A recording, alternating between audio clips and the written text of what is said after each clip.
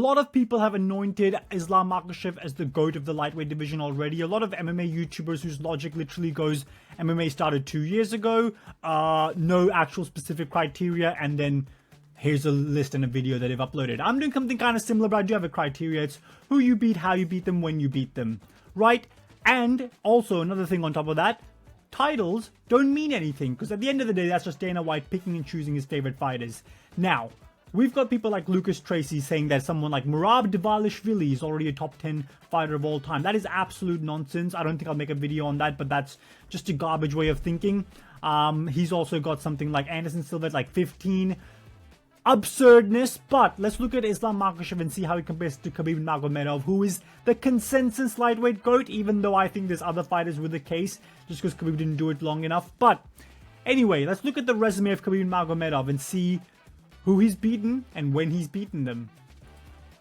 So, he has a win over Rafael dos Anjos. I know he's old and washed and bleh nowadays, but in all honesty, back in the day when he was a top 5 lightweight on the planet, the only actual loss that he had in his run to the title was to Khabib Nurmagomedov. Khabib absolutely ragdolled him, dominated him completely, and obviously got the win over him. And that was a top 5 win that Dos Anjos later went on to win the title, while Khabib didn't get that same opportunity. And Rafael dos Anjos actually dominated Anthony Pettis in his title match and defended his belt against a surging Cowboy Cerrone at the time. Now, Khabib obviously has a massive win. Over here is when we can say he has a claim to being the best fighter in his division on the planet because of the win that he had over Rafael dos Anjos, which makes a lot of sense. He also has a win over Michael Johnson and Edson Barboza, two of the lesser guys in the division, historically speaking, but Michael Johnson was coming off a win against Dustin Poirier. Now, he had taken 2 losses before that one. So that's always, you know, one win can push up in the rankings, and the rankings that I'm using are UFC's rankings at the time when these fighters fought them. It's a completely garbage way of measuring fighters, especially since the rankings are completely biased and sometimes keep around a fighter in the top 10 after they're washed up, like Tony Ferguson was top 10 against Michael Chandler, even though he was not of that level and anyone that watched him didn't think he was. But anyway, garbage system, but he also dominated Edson Barboza. Again, these are people he beat on the way to the title, and once he got to the title fight, he fought Al Quinta. Again, I'm only putting in top wins as top 15 fighters according to the UFC here, but Al Quinta took a massive L here, got dominated. But you gotta remember, Khabib gets shat on for not being able to finish him, but he took that fight on very, very short notice, and he did ragdoll him for the most part. Al Quinta did alright in all honesty, but lost every single round. And then the big one was Conor McGregor. He fought Conor McGregor coming off a 1.5 year, or I think it was like 2-year layoff since his last fight. Now, you might be thinking, okay, that's not the same Conor McGregor, but at the end of the day, that is the best version of Conor McGregor that you're going to get after the Eddie Alvarez fight. Now, is it the best ever version of Conor McGregor? Probably not, if we're being honest here, but in all honesty, Khabib did ragdoll him, dominated him. In the 3rd round, Conor arguably won the round after Khabib was conserving his energy and Conor McGregor was able to box him on the feet and stuff a few of the takedowns. So good on Conor McGregor. In the 4th round, he was finished and choked out. And that was the former defending champion who beat Eddie Alvarez and so, and he was arguably the best lightweight outside of Khabib Nurmagomedov and Tony Ferguson. Next up, Khabib has a year layoff and then he fights Dustin Poirier. Dustin Poirier at the time was the interim champion. He beat Max Holloway, who was the featherweight champion at the time, to get this title shot against Khabib. Dustin Poirier had also strung together some wins against, I believe, Anthony Pettis at the time. I could be wrong. No, I think I am right on this one. He had wins over Eddie Alvarez. I'm not sure Anthony Pettis anymore, but he had wins over Eddie Alvarez, and he had a win over someone like Justin Gaethje. So he had top level wins coming into this title fight, and I think this is arguably the best version of Dustin Poirier that anyone's ever beaten. This version of Dustin Poirier came in motivated, and he felt like the best lightweight on the planet outside of Tony Ferguson, outside of Khabib Nurmagomedov. Khabib beats him.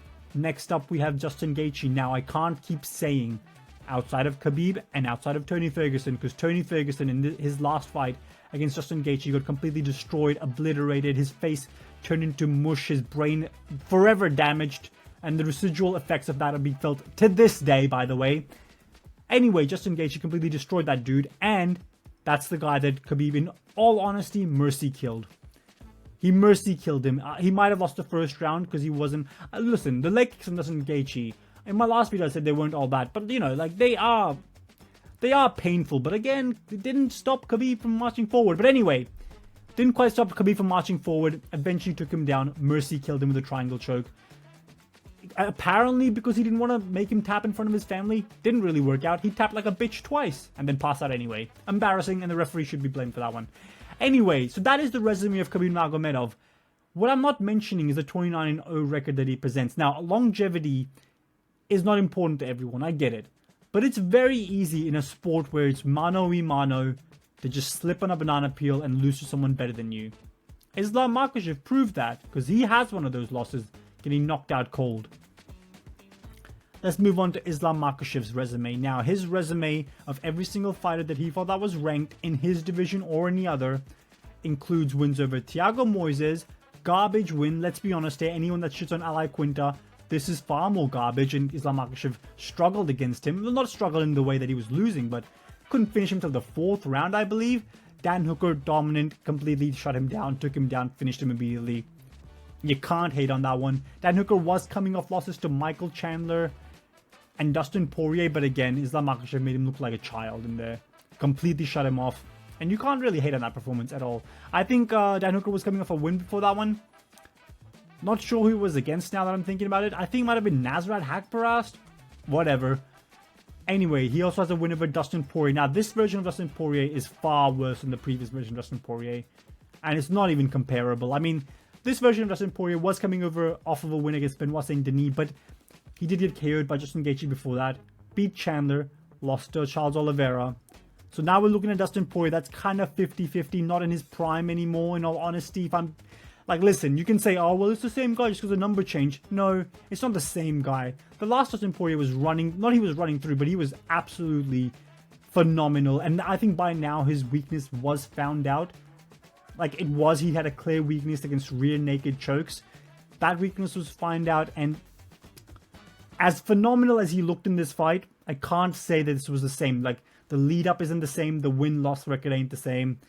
The loss of Justin Gaethje ain't the same, you know what I mean? So that's Dustin Poirier definitely not to the same level as the one Khabib beat. And the performance that Islam Makhachev had against him was a close fight of the year. Khabib's wasn't. It was a one-sided beatdown for the most part. Domination. And then also Islam has a win over Charles Oliveira. Arguably his best win. Incredible performance. Drops Charles Oliveira and then later finishes him by submission in the second round. Fantastic. I would still take the win that Khabib has over Dustin Poirier over that. And I know everyone's going to be like, oh, what do you mean by that? Charles Oliveira beat Poirier. But go look at what they were doing up until that point, right? And I understand Charles Oliveira looked like he was running through everyone. Listen, if you want to say take Charles Oliveira, I'm fine with that. But I would probably just say Dustin Poirier. I feel like he was better. Now he has the 2 wins over Alexander Volkanovski. Now, here's where we get really, really iffy with these wins. The first fight against Volkanovski, I think he probably lost. To me, but it's close enough where I can see and on rewatch, it is very 50-50, even though I thought Volkanovski won. So that's a tainted... I mean, again, this is my perception. Everyone will think differently. I think that's kind of tainted, in my opinion. The second win, dominant, KOs him on short notice. But Islam also got fight on short notice. Even though he was training, he was in shape. You're a fighter. You get paid hundreds of thousands. Stay in shape. Anyway, the first win against Volkanovski is a great win. It would probably rank the highest among either's resumes. But in the manner that he did it, I don't know. The second win is phenomenal, and that could be the best win on his resume. Now, when we break down these two fighters, who has the best win overall between their resume? I feel like it is close. I wouldn't mind giving it to Charles. I wouldn't mind giving it to the second Volkanovski fight. But I still think it's Dustin Poirier.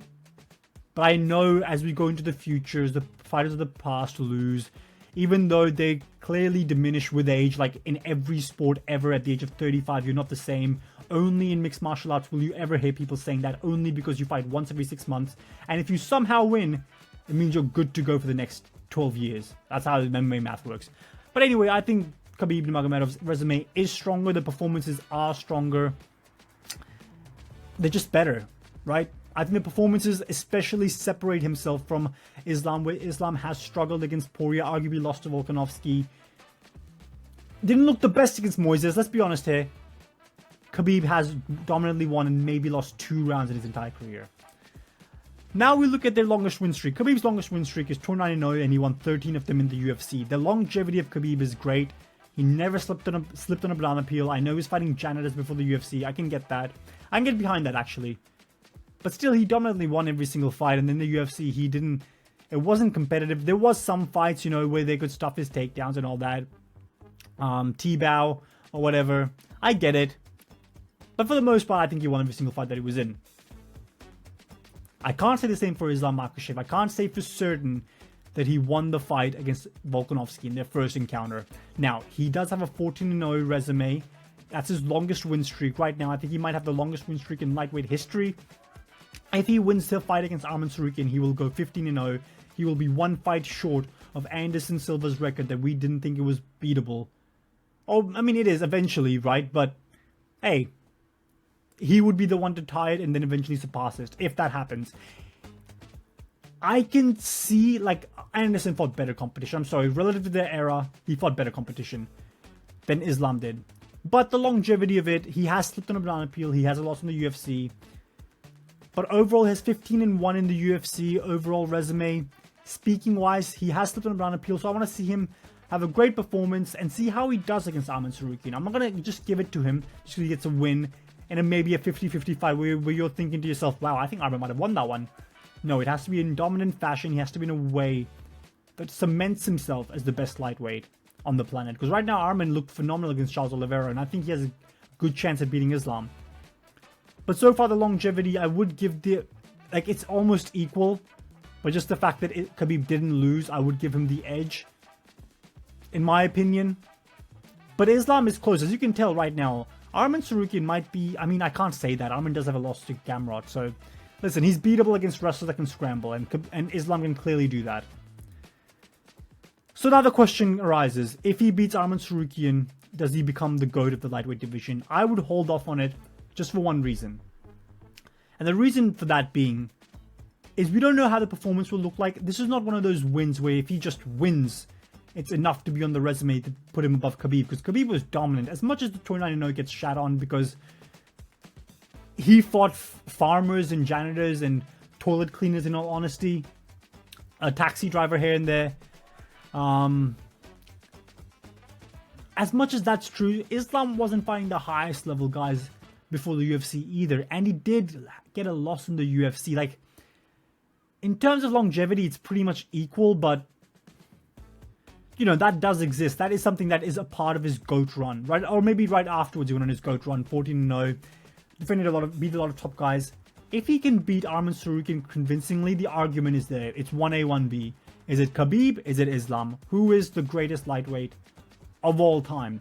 But I will say this though, Islam's lightweight division is slightly weak. A lot of the fight is just fighting each other, losing to each other. Even Volkanovski, his toughest challenges were Oliveira and Volkanovski. Outside of that, we're not really seeing that. Now, I'm not saying Khabib had the best competition in the world. He beat a guy that became the champion in his run to the title. He beat Poirier, beat Gaethje, beat Conor. That's 4 dudes right there.